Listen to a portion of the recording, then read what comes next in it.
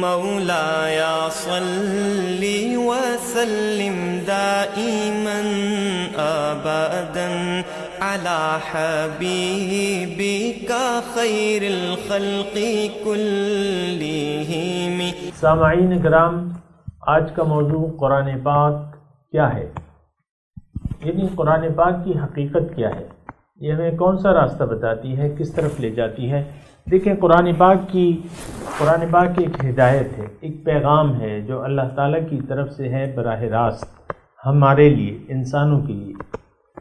اور اس میں ایک تو ہمیں اپنی حقیقت سے آگاہ کیا گیا ہے، اس میں ہمیں اپنے مقصود کے بارے میں آگاہ کیا گیا ہے کہ ہماری منزل کیا ہے، ہماری حقیقت کیا ہے، اور اس میں ہمیں ہمارا راستہ یعنی کامیابی کا راستہ بھی اللہ تعالیٰ نے بتایا ہے کہ ہم کون سے راستے پر چلیں جس کے ذریعے ہم کامیابی پا جائیں۔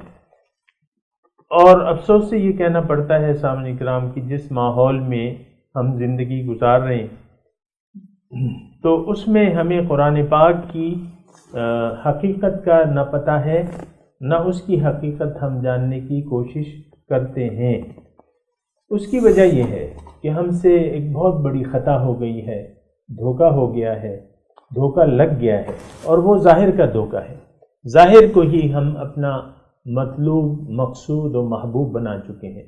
دنیا کے مسائل کو اصل مسئلہ ہم نے سمجھ لیا ہے۔ یہ بہت بڑی خطا ہے کہ دنیا کی کامیابی کو ہم اصل کامیابی سمجھتے ہیں، یا اس کی ناکامی پر رنجیدہ ہو جاتے ہیں اور دل گرفتہ ہو جاتے ہیں۔ ایسی بات نہیں ہے۔ دیکھیں، اللہ تعالیٰ نے ہمیں اپنے لیے پیدا کیا ہے۔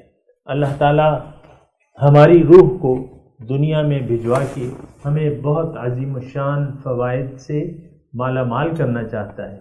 وہ فوائد کیا ہیں؟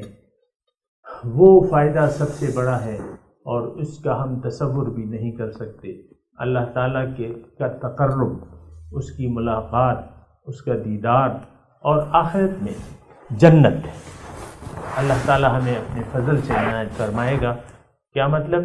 اس کا مطلب یہ ہے کہ اگر ہم اللہ کو مقصود بنا کے اللہ کے راستے پر چلنے کا عزم کر لیں اور حضور صلی اللہ علیہ وسلم کی طریقے کے مطابق اپنی زندگی گزاریں تو ہم کامیاب ہو جائیں گے۔ تو قرآن پاک جو ہے ہمیں کامیابی کا ایک بالکل صحیح راستہ بتاتا ہے اور رب تک پہنچنے کا طریقہ بھی بتاتا ہے۔ دیکھیں، اللہ تعالیٰ کا جو راستہ ہے وہ سیدھا بارگاہ الہی میں جا پہنچتا ہے۔ ان ربی علی صراط مستقیم، میرا رب جو ہے وہ سیدھے راستے پر ہے۔ اور قرآن جو ہے ہمیں وہ ذریعہ بتاتا ہے، وہ راستہ بتاتا ہے جو سب سے زیادہ سیدھا ہے۔ ان ھذا القرآن یہدی للتی ہی اقوم، قرآن وہ راستہ بتاتا ہے جو سب سے زیادہ سیدھا ہے۔ بہرحال ضرورت اس بات کی ہے کہ ہم اپنے آپ کو پہچانیں، دنیا کے دھوکے سے باہر آ جائیں۔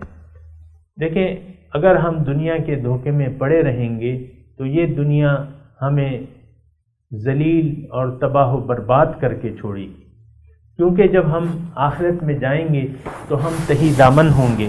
ہمارا دامن جو ہے وہ نیکیوں سے خالی ہوگا۔ نیکی، کوئی کام آپ کا نیکی نہیں بن سکتا، نیکی نہیں کہلا سکتا جب تک اس کے کرنے کی نیت صحیح نہ ہو۔ ہمارے دنیا میں زندگی گزارنے کی نیت خراب ہو گئی ہے، ہم نے دنیا کو اپنی منزل بنا لیا ہے۔ ضرورت اس بات کی ہے کہ ہم دھوکے سے نکلیں، اپنی صحیح منزل کو پہچانیں، اپنا رخت سفر جو ہے اللہ کی طرف باندھ لیں، اور اس کا طریقہ کار ہمیں اللہ تعالیٰ نے اپنے کلام کے ذریعے اس کا طریقہ کار بتایا ہے۔ اور پھر محمد الرسول اللہ نے ہمیں اللہ کی طرف دعوت بھی دی ہے، داعیاً الی اللہ، اللہ تعالیٰ کی طرف سے دعوت دینے والے ہیں، اور اللہ تعالیٰ کے راستے پر چل کر ایک نمونہ بتانے والے بھی ہیں۔ ضرورت اس بات کی ہے کہ ہم اللہ کو منزل بنا کے اللہ تعالیٰ کے راستے پر چل پڑیں، اور وہ راستہ قرآن پاک میں بیان کیا گیا ہے۔ وآخر دعوانا ان الحمد للہ رب العالمین۔